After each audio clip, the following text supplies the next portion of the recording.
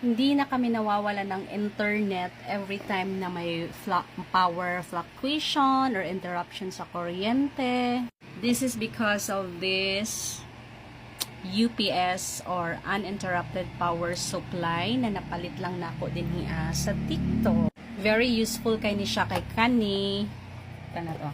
Kini siya mo niyang saksakan dito sa main outlet ninyo. Tapos kini mauni siyang isaksak dari sa inyong modem din tapos permanently lang na siya nakasaksak dito sa yung outlet, but you don't need to worry, dili na siya mag-overheat kay intended jud na siya for modem, for router, for CCTV para in case of emergency mag-brown out, working lang gihapon ang atong mga internet. Lain-lain ni siya og mAh or battery capacity. Bali nga akong napalit is kanang pinakaubos lang siya nga mAh.